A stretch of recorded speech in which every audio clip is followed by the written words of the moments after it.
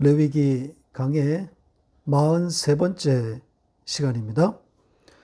레위기 19장 31절, 32절 두 절입니다. 같이 읽겠습니다. 너희는 신접한 자와 박수를 믿지 말며 그들을 추종하여 스스로 더럽히지 말라. 나는 너희 하나님 여호와이니라. 너는 센 머리 앞에서 일어서고 노인의 얼굴을 공경하며 내 하나님을 경외하라. 나는 여호와이니라. 아멘. 오지 않을 것만 같은 여름이 드디어 왔습니다. 7월 첫째 주, 오늘 읽은 말씀에도 어떻게 읽으라는 그런 지령문이 들어있죠. 나는 너희의 여호와이니라. 무슨 뜻이겠어요? 나야. 이게 나야. 그런 거죠. 당신을 닮았다는 겁니다. 그러니까 당신이 다스리는 그 나라의 이야기를 하셨다는 거죠. 천국을 설명하고 있는 겁니다. 인간들이 쉽게 일상에서 접하고 경험할 수 있는 것들을 가져다가 천국을 빗대어서 설명하고 가르치려 하시는 겁니다. 그래서 비유와 상징이라는 단어가 중요하다 그랬죠. 성경을 읽는 데 있어서 특히 구약 성경을 해석할 때는 더욱 그렇습니다. 구약의 사건을 신약의 저자가 어떻게 해석하고 있는지 한 가지 예를 가지고 설명을 잠깐 드리겠습니다. 갈라디아서를 강의할 때 한번 소개했던 말씀입니다. 보시죠. 갈라디아서 4장 22절로 26절입니다. 같이 읽겠습니다. 기록된 바 아브라함에게 두 아들이 있으니 하나는 여종에게서 하나는 자유 있는 여자에게서 났다 하였으며 여종에게서는 육체를 따라 났고 자유 있는 여자에게서는 약속으로 말미암았느니라. 이것은 비유니 이 여자들은 두 언약이라. 하나는 시내산으로부터 종을 낳은 자니 곧 하갈이라. 이 하갈은 아라비아에 있는 시내산으로서 지금 있는 예루살렘과 같은 곳이니 그가 그 자녀들과 더불어 종노릇하고 오직 위에 있는 예루살렘은 자유자니 곧 우리 어머니라. 아브라함의 두 아들 이야기입니다. 두 아내에서 각각 얻은 아들, 그러니까 사라에게서 얻은 이삭과 하갈에게서 얻은 이스마엘입니다. 그런데 보신 것처럼 사라와 하갈이라는 이름 대신에 여종과 자유 있는 여자 이렇게 표현했습니다. 그러니까 하갈은 여종으로 사라는 자유자로 부른 거죠. 그리고 여종에게서는 육체를 따라 아들이 태어났고 자유자에게는 약속으로 아들을 얻었다. 이렇게 말하고 있습니다. 이미 상당한 상징을 담고 있는 표현들이죠. 그러니까 대조를 이루고 있는 육체와 약속이라고 하는 단어가 사용된 것은 단순한 두 여인의 개인적인 이야기로 읽지 말라는 거죠. 오고 오는 모든 세대를 품은 이야기라는 겁니다. 자, 이어진 내용을 다시 보시죠. 자, 이 여인들을 두 언약이라고 하고 있습니다. 이런 걸 상징이라고 하는 겁니다. 지금 보신 것처럼 비유라고 번역했는데 비유가 아니라 상징이 맞습니다. 알레고리를 번역한 거거든요. 비유로 번역될 단어가 아닙니다. 비유와는 결이 다른 거죠. 비유가 아니라 은유 혹은 상징이 맞습니다. 두 여인이 각각 언약, 즉 약속이라는 건데 종인 하갈은 육체의 약속이고 그리고 자유인 사라는 그 반대인 생명의 언약을 담고 있는 겁니다. 그러니까 이 두 여인의 이야기를 이렇게 읽으라는 거죠. 언약으로 읽으라는 주문입니다.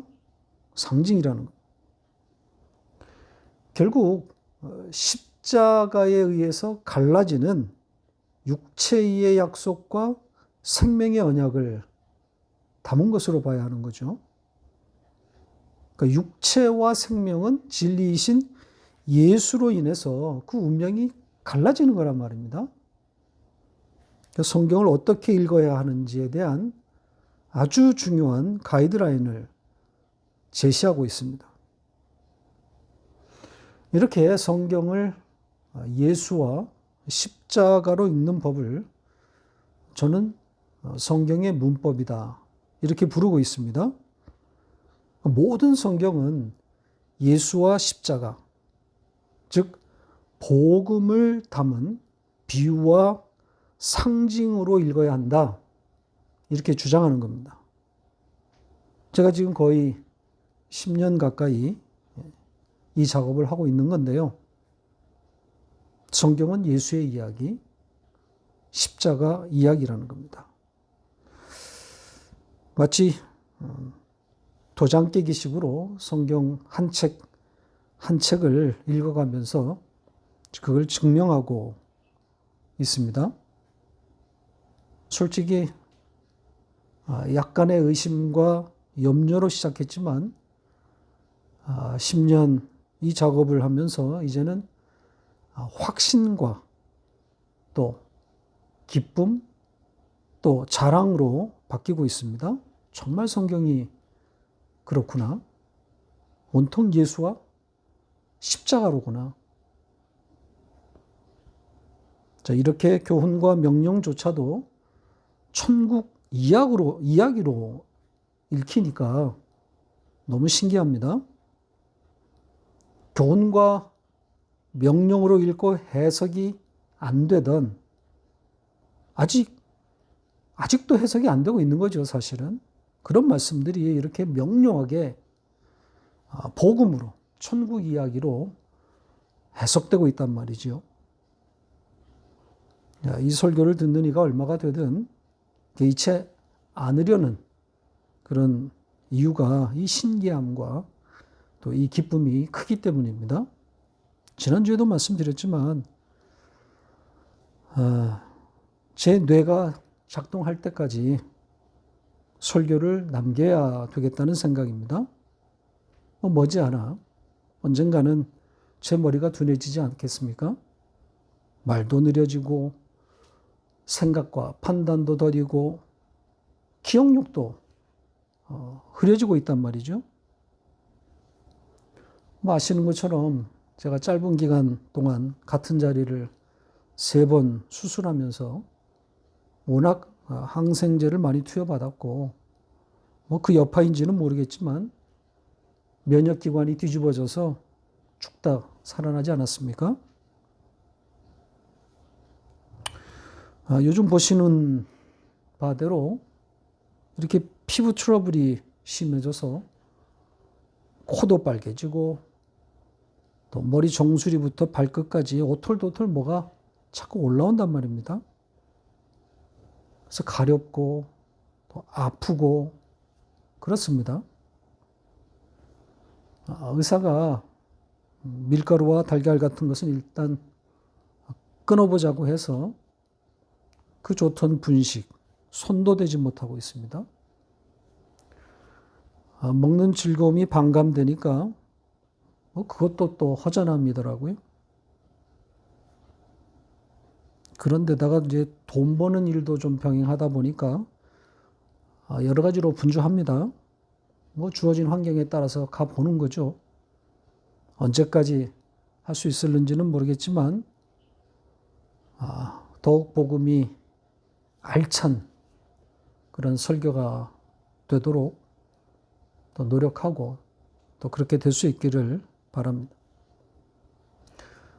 제가 이런 이야기를 하는 것은 혹시라도 모이지 못하는 것 때문에 눌려 있는 우리 교우들을 생각해서입니다. 기죽지 마시고 자부심을 가지시기 바랍니다. 그리고 저의 동역자가 되셔서 이 말씀을 함께 전하실 수 있기를 바랍니다. 이 성경의 문법을 알리시기 바랍니다. 그렇게 각자의 위치에서 함께 동역하면 되는 겁니다. 이 땅에서 성과가 없으면 어떻습니까? 성도는 그렇게 이 땅에서 조용히 사라지는 자들 아닙니까? 세상에서 환영받고 또 세상 정상에서 호령했던 신앙의 선조들이 있었습니까? 예수님의 12사도들, 그들이 어떻게 생을 마감했습니까? 또 그들에 의해서 복음을 받은 초대교회 성도들이 어떻게 살다 갔습니까? 이 복음, 이 생명의 말씀은 세상이 감당할 수 없습니다.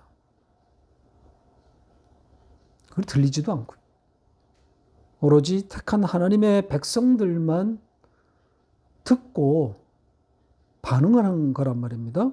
귀 있는 자에게만 들리는 거죠.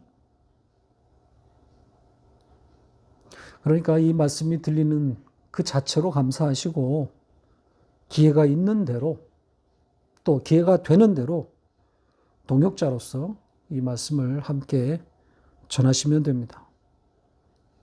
거두시는 이는 하나님이십니다. 우리는 전하기만 하면 되는 겁니다. 외로운 인생길, 같은 말, 그 하늘의 말을 하는 자들이 그립습니다. 호몰로기아, 우리의 정체성을 담은 단어죠. 예수와 같은 말을 하는 거룩한 자. 복음이 들리는 바로 여러분들입니다.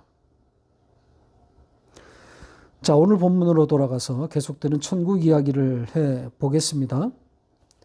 31절의 내용은 신접한 자와 박수에 대한 겁니다. 그들을 믿지 말라고 하고 그들로 인해서 자신을 더럽히지 말라는 그런 내용입니다. 좀 자세히 들여다보겠습니다. 신접한 자와 박수에 대한 이야기로 한번 출발해 보겠습니다. 이건 많이 의역이 된 건데요. 자, 어떤 단어가 어떻게 번역되었는지 좀 보겠습니다. 이 신접한 자로 번역된 이 단어는 병이란 뜻입니다. 바틀이란 말이죠. 그러니까 일단 사람을 지칭하고 있지는 않은 거죠. 학자들에 의하면 동물의 가죽으로 만든 물병을 뜻하는 그런 단어로 보이는데 그것이 신성화되는 과정이 있었다는 거죠. 그러니까 주술적인 어떤 그런 힘을 발휘하는 물건으로 취급되었다는 겁니다. 그래서 그 물병을 소지한 자, 가지고 있는 사람은 곧 신접한 사람이었을 것이다. 이런 추측이 나오는 거죠. 좀 비약이 된 겁니다. 신비의 물병에서 신접한 자로 띈 거죠. 따라서 좋은 번역은 아닙니다. 원문대로 그냥 병이라든지 아니면 어떤 주술적인 힘을 가졌다는 뜻 정도만 추가하면 되는 것인데 굳이 신접한 자까지 간 것은 지나친 의역입니다. 원문의 취지는 그 물건을 지금 지칭하고 있는 건데 번역은 사람을 향하고 있단 말이죠. 자, 그 다음에 등장한 박수. 이 박수는 무당의 다른 말인 거죠. 그런데 이 단어의 원뜻은 알다에서 온 겁니다. 그러니까 문자적으로는 아는 사람 이렇게 되는 거죠. 해석을 좀 달면 남이 알지 못하는 세계를 아는 자, 이 정도입니다. 이걸 지금 박수라는 단어에 담은 거예요. 물론 박수나 무당이란 그런 말에 그런 의미가 포함되어 있는 것도 맞습니다. 영적인 세계를 아는 자라고 할 수 있단 말이죠. 그러나 좀 더 좋은 단어 선택을 생각해 볼 수 있을 겁니다. 이 알다의 의미를 그대로 넣어서 어떤 다른 단어로 대체할 수 있지 않을까요? 제 생각에는 영지자 혹은 선지자, 이것이 좀 더 좋은 단어 선택이라고 생각합니다. 알다라는 그런 의미가 담긴 단어들이잖아요. 그리고 우리 성경은 지금 믿다라는 단어, 믿다라고 번역을 했습니다. 신접한 자와 박수를 믿지 말라 이렇게 말했는데 원문에 쓰인 단어는 돌리다입니다. 그러니까 방향을 틀다. 그래서 관심을 갖다. 이런 뜻이란 말이죠. 믿는다는 것과는 좀 거리가 있는 그런 단어입니다. 그러니까 그 병과 그 어떤 주술적인 병, 그리고 그 아는 자에게로 돌지 말라는 거예요. 관심을 갖지 말라는 거죠. 쳐다보지 말라는 거예요. 자, 보면 어떻게 되겠습니까? 보면 그 다음 단어가 바로 추종하다입니다. 찾는다, 요구한다 이런 뜻입니다. 그러니까 돌아서 그것을 보면 그것을 추종하게 된다, 찾게 된다는 겁니다. 인간은. 그러니까 인간은 영적인 것, 신비한 것, 그런 영역과 그런 세계를 마주치는 순간 끌려가게 돼 있어요. 그러니까 신비주의의 강점이 이거인 거죠. 인간이 연약하기 때문입니다. 그래서 자기보다 뛰어난 어떤 그런 영적인 사람을 보면 그냥 빠지는 거예요. 그렇게 돼 있어요. 그러니까 자기보다 더 잘 알 것 같은 거란 말입니다. 그런데다가 미래를 또 이야기하지 않습니까?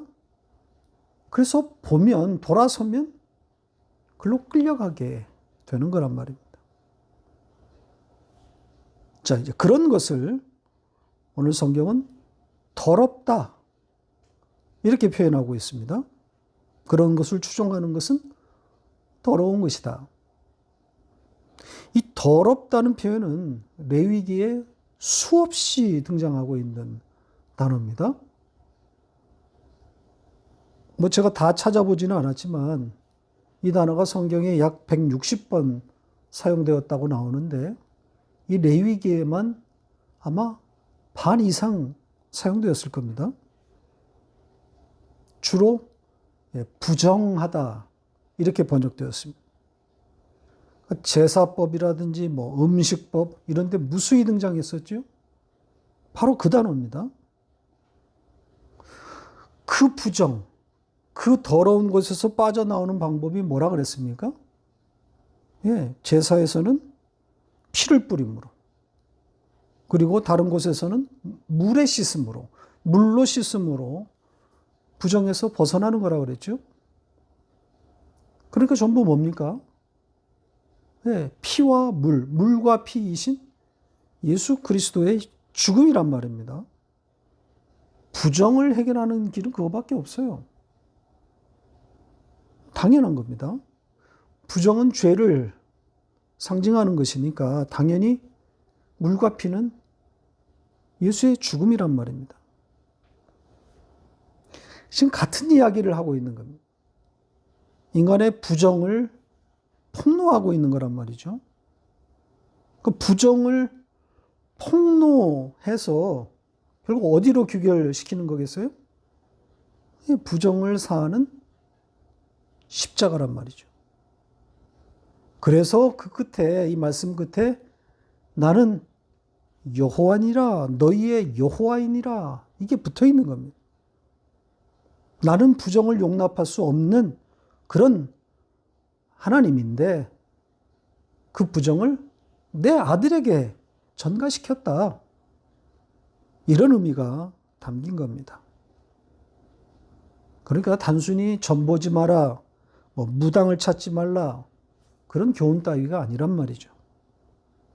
부정함과 그 부정을 사하는 십자가를 담은 천국 이야기인 겁니다.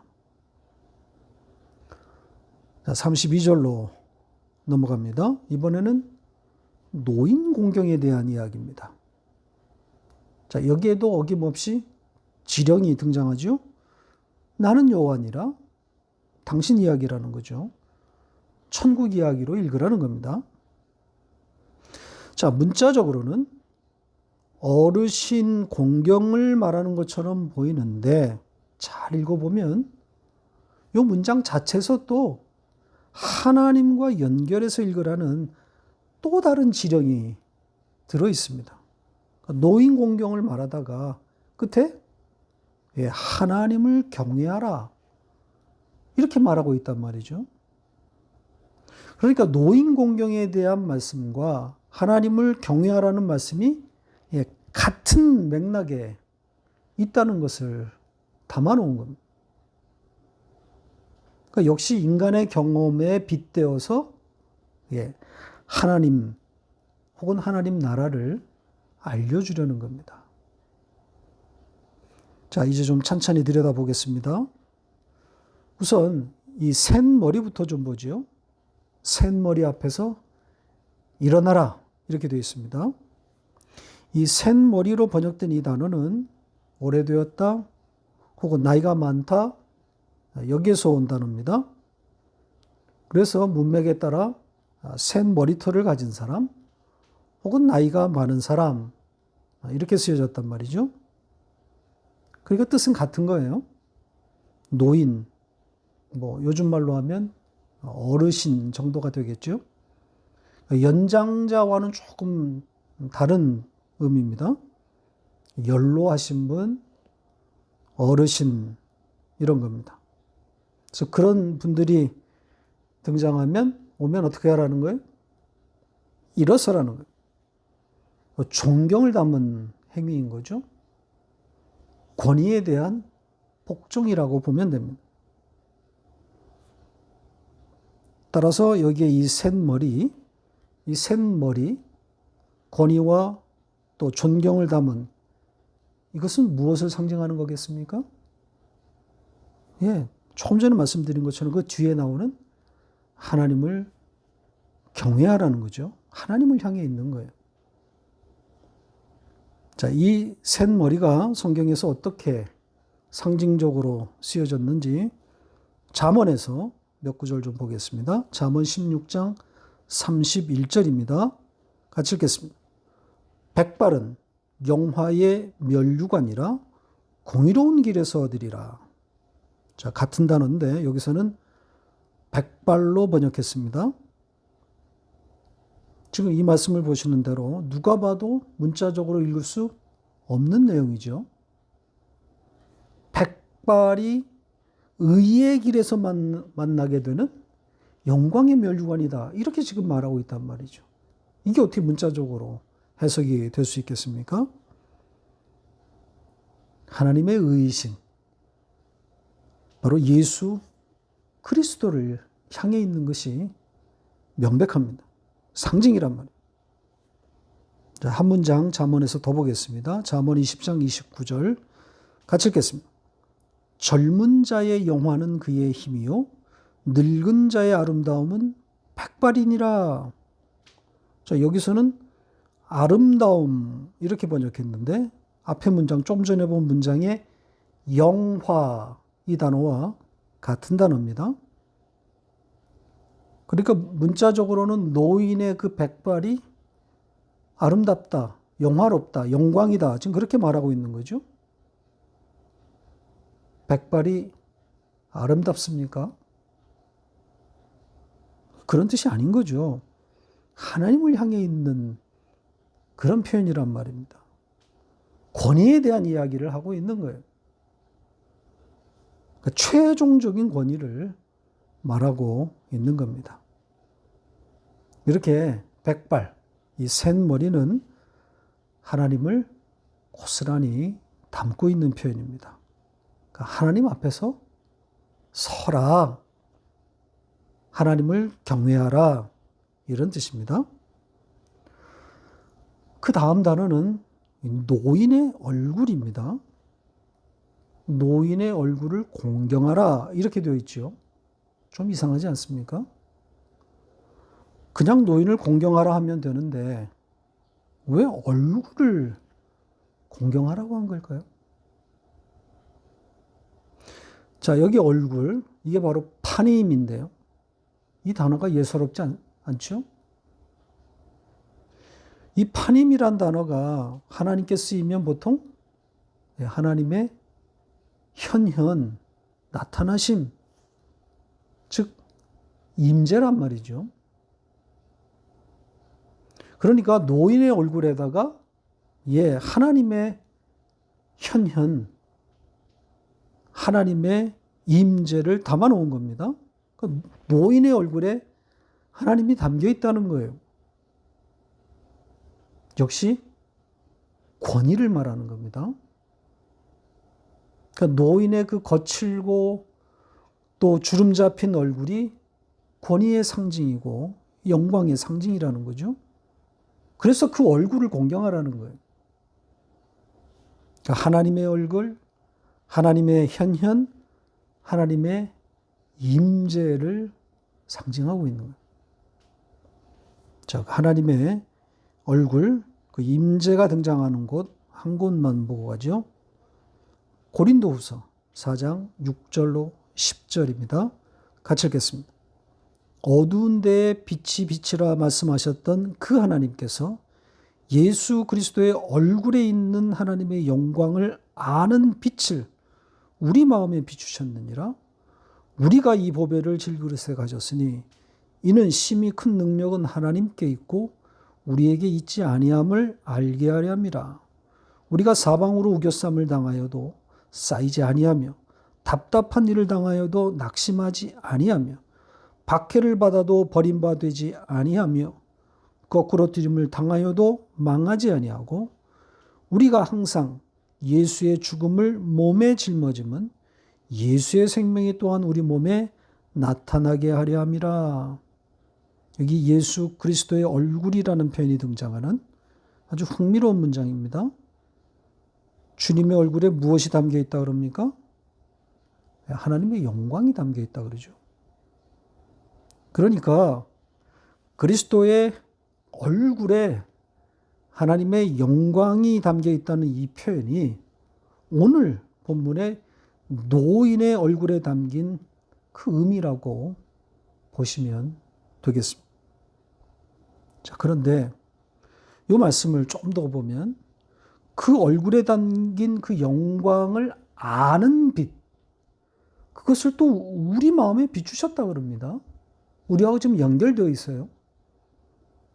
우리가 알아버린 바 되었다는 거잖아요.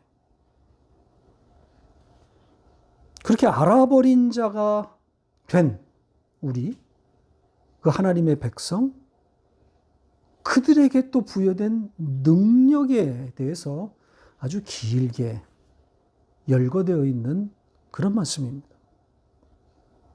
그 질그릇인 우리가 가당치도 않게 그 보배, 그 보물이신 예수 그리스도를 가진 자가 되었다는 겁니다. 그러면서 우리의 능력, 우리가 갖게 된 그 능력이 누구로부터 나왔다 그럽니까? 예, 우리에게서 나온 것이 아니라 그러죠. 하나님께로부터 나온 능력이라는 겁니다. 그래서 우겨쌈을 당해도 솟아날 수 있다는 것, 그렇게 말씀하고 있는 겁니다. 내가 힘을 발휘하는 것이 아니기 때문인 거죠. 나를 일으켜 세우시는 분이 따로 있다는 겁니다. 내가 아니라는 거죠. 그래서 망할 것 같은데 망하지 않는다는 거죠. 그분의 생명이 우리 몸, 우리 안에 들어왔음을 그래서 우리는 알게 되는 거란 말입니다. 죽을 것 같은데 죽지 않는단 말입니다. 그걸 통해서 우리에게 생명이 들어와 있음을 보게 되는 거죠. 그러니까 나로서는 도무지 회생이 될 수 없는 그런 절망적인 상황인데, 그런데 그것이 해석이 되더라는 거죠. 그러니까 상황이 정리되는 거란 말이에요. 도무지 솟아날 구멍이 보이지 않아서 마음이 무너지고, 그래서 모든 게 귀찮고, 심지어 마저 포기하고 싶은 그런 상태인데, 거기서 소망을 붙잡게 되더라는 거죠. 그게 나의 의지입니까? 내 힘입니까? 아니죠. 그런 이야기를 할 수 없을 정도로 처참하게 무너져 있는 거란 말입니다. 그러니까 말씀의 능력이란 말입니다. 말씀 자체의 능력인 거죠. 하나님이 찾아오신 거예요. 하나님의 방문이 있었기 때문에 가능한 일인 거죠. 하나님이 하신 일이에요.